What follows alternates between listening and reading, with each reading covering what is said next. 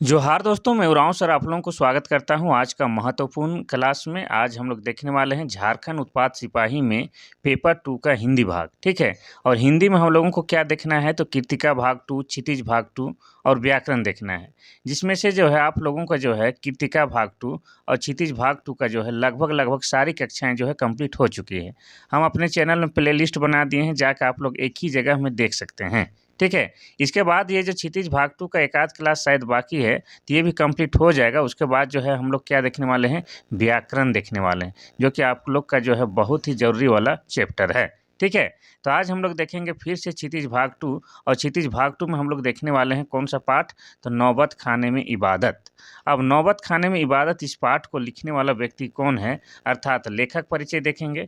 उसके बाद इस पाठ से संबंधित जो भी मोस्ट इम्पोर्टेंट आपका एमसीक्यू क्वेश्चन बन सकता है उसको डिटेल में देखने वाले हैं। बस आपको क्या करना है, धैर्य बना के शुरू से लास्ट तक देखना है, क्योंकि ये क्लास हो सके आपका ज़िंदगी बना दे। क्योंकि आप सभी जानते हैं कि आपका एग्ज़ाम जो है बहुत नज़दीक है, तो बिल्कुल भी टाइम वेस्ट नहीं करना है। जी जान से मेहनत से पढ़ना है, शिद्दत के साथ पढ़ना है, दिखावा नहीं करना है, ठीक है। चलिए, तो लेखक जी का नाम क्या है, नौबत खाने में इबादत का लेखक जो हैं उनका नाम क्या है, यतीन्द्र मिश्र। क्या नाम है, यतीन्द्र मिश्र नाम है। इनका जन्म हुआ है 12 अप्रैल 1977 ईस्वी में। कहाँ पर हुआ है, तो अयोध्या में हुआ है। और अयोध्या रामनगरी ये कहाँ है, आपका उत्तर प्रदेश में है। इतना आपको याद रखना है, ठीक है। और झारखंड के पश्चिम सीमा में आपका क्या लगता है, उत्तर प्रदेश लगता है, ठीक है। उत्तर प्रदेश झारखंड से सीमा बनाता है, ये भी आपको याद रखना है। और पश्चिम में इतना आपको याद रखना है। और उत्तर प्रदेश की राजधानी क्या है, तो उत्तर प्रदेश की राजधानी है आपका लखनऊ, ठीक है। साथ ही आपको क्या याद रखना है कि उत्तर प्रदेश के सीएम कौन है, तो योगी आदित्यनाथ हैं, ठीक है। ये भी जोड़ के याद कर सकते हैं, कोई दिक्कत वाली बात नहीं है। अब यतीन्द्र मिश्रा की बात करेंगे तो इनकी पढ़ाई जो हुई है एमए तक। एमए मतलब मास्टर ऑफ आर्ट्स होता है। और किस विषय में, तो हिंदी विषय में इन्होंने एमए किया है। और कहाँ से किया है, तो लखनऊ विश्वविद्यालय से किया है, ये आपको याद रखना है। अब हम लोग देखेंगे कि इनका काव्य संग्रह कौन-कौन है। तो इनका काव्य संग्रह जो है, एक है आपका यदा-कदा, जो 1997 में प्रकाशित हुआ था। और एक क्या है, अयोध्या तथा अन्य कविताएँ, ये 1999 में प्रकाशित हुई थी।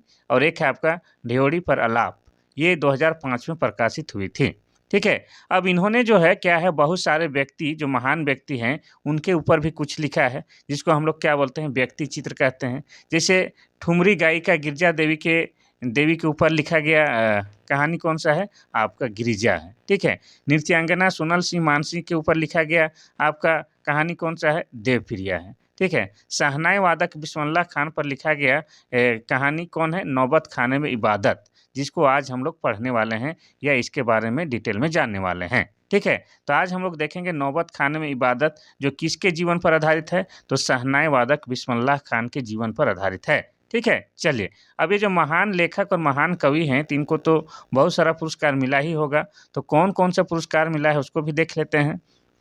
तो देखिए, इन्हें मिला है भारत भूषण कविता सम्मान, हेमंत स्मृति कविता पुरस्कार और ऋतुराज सम्मान से भी इन्हें सम्मानित किया जा चुका है। और ये जो है बहुत सारे पत्र पत्रिकाओं को भी संपादित किए थे। उनमें से आपका क्या है, साहित्य, जो कि अर्धवार्षिक पत्रिका था, इनका इन्होंने क्या है, संपादन किया था, ठीक है। और इसके बारे में जो एक महत्वपूर्ण नोट यहाँ पर लिखे हैं, उसको भी आप लोग देख लीजिएगा। क्या लिखे हैं, तो 1999 में साहित्य और कलाओं की संवर्धन और अनुशीलन के लिए बिमला देवी फाउंडेशन का इन्होंने संचालन किया था, ठीक है।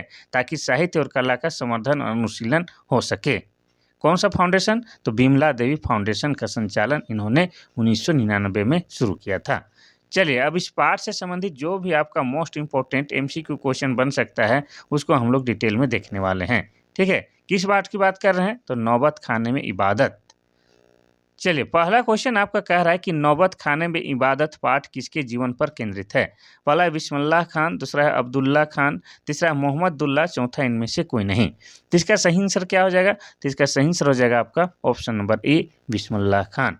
तो ये जो पाठ है नौबत खाने में इबादत पाठ, ये जो है बिस्मिल्लाह खान पर के जीवन पर केंद्रित है। और बिस्मिल्लाह खान कौन है, तो विश्व प्रसिद्ध, आपका भारत ही नहीं विश्व प्रसिद्ध क्या है, शहनाई वादक हैं। क्या है, शहनाई वादक हैं, ये शहनाई बजाते थे, ठीक है। कौन, बिस्मिल्लाह खान। चलिए आगे बढ़ते हैं हम लोग क्वेश्चन नंबर 2 की ओर।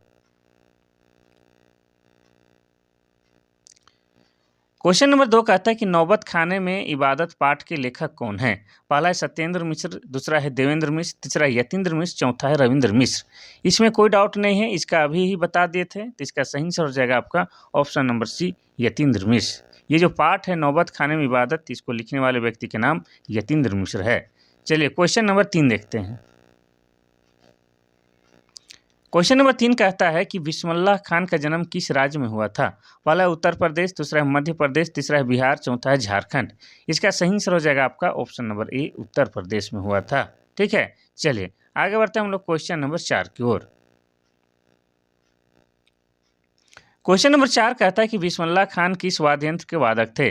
पहला है बांसुरी, दूसरा है ढोल वादक, तीसरा है नगाड़ा, चौथा है शहनाई। इसका सही आंसर हो जाएगा आपका ऑप्शन नंबर डी, शहनाई। तो बिस्मिल्लाह खान जो है वह शहनाई बजाते थे। ठीक है, और शहनाई को क्या कहा जाता है? मंगल वाद्य यंत्र कहा जाता है। क्या कहा जाता है? मंगल वाद्य यंत्र। और मंगल वाद्य यंत्र क्यों कहा जाता है? क्योंकि जितना भी मांगलिक कार्य होता है, मंगल वाला काम होता है, जैसे शादी ब्याह पूजा पाठ, सब में शहनाई की आवश्यकता होती है, शहनाई जरूर बजाया जाता है। इसलिए शहनाई को क्या कहा जाता है? मंगल वाद्य यंत्र कहा जाता है। ठीक है, और शहनाई क्या है? शहनाई एक सुशीर वाद्य यंत्र है, ये भी आपको याद रखना है। सुशीर क्यों? क्योंकि जिसे मुंह से फूंक कर बजाया जाता है उसे हम लोग सुशीर वाद्य यंत्र कहते हैं। चलिए आगे बढ़ते हैं हम लोग क्वेश्चन नंबर 5 की ओर। क्वेश्चन नंबर 5 कहता है कि इबादत का क्या अर्थ होता है? पहला है पूजा, दूसरा है श्रम, तीसरा है सफलता, चौथा है उपलब्धि। तो इसका सही आंसर क्या हो जाएगा? आपका ऑप्शन नंबर ए, पूजा। इबादत करते हैं मतलब पूजा पाठ करते हैं। ठीक है, आपकी अर्चना करते हैं, आपकी उपासना करते हैं, उसी को क्या कहेंगे हम लोग? इबादत कहेंगे। ठीक है, चलिए आगे बढ़ते हैं हम लोग क्वेश्चन नंबर 6 की ओर। क्वेश्चन नंबर 6 कहता है कि बिस्मिल्लाह खान का बचपन का नाम क्या था? पहला अमीरुद्दीन, दूसरा है बहारुद्दीन, तीसरा है तैयबुद्दीन, चौथा इनमें से कोई नहीं। तो इसका सही आंसर हो जाएगा आपका ऑप्शन नंबर ए, अमीरुद्दीन। तो बिस्मिल्लाह खान जो है इनका बचपन का नाम अमीरुद्दीन था। ठीक है, अमीरुद्दीन के नाम से ये बचपन में जाने जाते थे। बाद में विश्वविख्यात इनका नाम क्या हो गया? बिस्मिल्लाह खान। क्वेश्चन नंबर 7 कहता है कि बिस्मिल्लाह खान का जन्म किस स्थान पर हुआ था? पहला है भरतपुर, दूसरा है डुमरांव, तीसरा है बरेली, चौथा इनमें से कोई नहीं। तो इसका सही आंसर हो जाएगा आपका ऑप्शन नंबर बी, डुमरांव में। डुमरांव में जन्म हुआ था आपका बिस्मिल्लाह खान का। और अगर राज्य पूछे जाए तो क्या हो जाएगा? उत्तर प्रदेश। उत्तर प्रदेश के डुमरांव में जन्म हुआ था किसका? बिस्मिल्लाह खान का। चलिए आगे बढ़ते हैं हम लोग क्वेश्चन नंबर 8 की ओर। क्वेश्चन नंबर 8 कहता है कि बचपन के दिनों में बिस्मिल्लाह खान शहनाई का रियाज करने कहाँ जाते थे? पहला मस्जिद में, दूसरा है मैदान, तीसरा बालाजी मंदिर की नौबत खाने में, चौथा नदी के तट।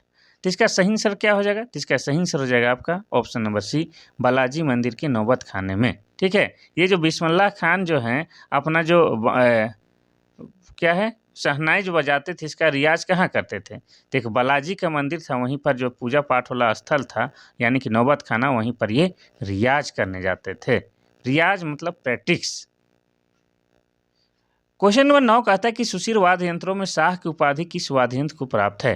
पहला है ढोल, दूसरा है नगाड़ा, तीसरा है शहनाई, चौथा इनमें से कोई नहीं। तो इसका सही आंसर क्या हो जाएगा? इसका सही आंसर हो जाएगा आपका ऑप्शन नंबर सी, शहनाई को। ठीक है, शहनाई को क्या कहा जाता है? अभी बताए हैं, मंगल वाद्य यंत्र कहा जाता है, क्योंकि यह जो है सभी मंगलिक यानी कि सभी पवित्र कार्यों में के समय इनको बजाया जाता है। ठीक है, और इसी को जो है क्या है, शाह की उपाधि भी प्राप्त है। किसको? शहनाई को।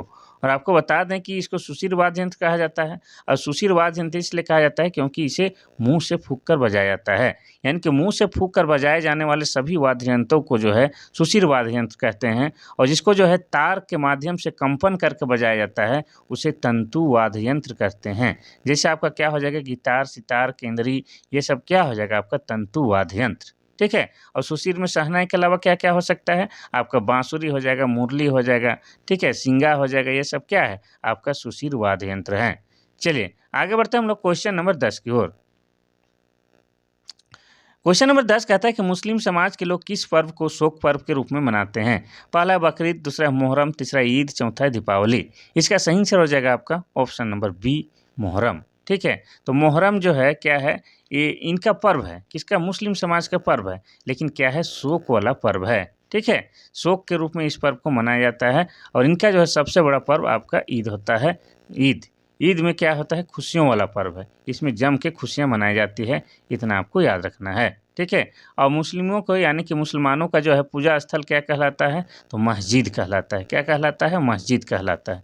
इनका पवित्र पुस्तक कौन सा है, तो इनका पवित्र पुस्तक का नाम कुरान है, ये भी आपको याद रखना है। तो मोहर्रम में क्या है, ये लोग शोक मनाते हैं, ठीक है, कौन, मुस्लिम समाज के लोग। तो इस पाठ से संबंधित जो भी एमसीक्यू क्वेश्चन बन सकता है वो हमने यहाँ पर डाल दिए, ठीक है। कल शायद और एक आध क्लास इसका बाकी होगा, उसके बाद हम लोग व्याकरण पढ़ने वाले हैं। बस आपको इसी तरह से धैर्य बना के शुरू से लास्ट तक देखना है, ठीक है। और क्लास देखने के बाद एक लाइक करना है, और फुर्सत रहे आप लोग के पास तो कमेंट भी कर दीजिएगा, ठीक है। इतना कर दीजिएगा तो आप लोग को जो है क्लास प्रत्येक दिन मिलता रहेगा, ठीक है। अगर आप नए हैं तो क्लास को सब्सक्राइब कर लीजिएगा, ताकि जब भी क्लास डाले फटाफट आपको मिल जाएगा। चलिए आज के लिए बस इतना सा ही, कल फिर मिलते हैं, तब तक के लिए थैंक यू, धन्यवाद।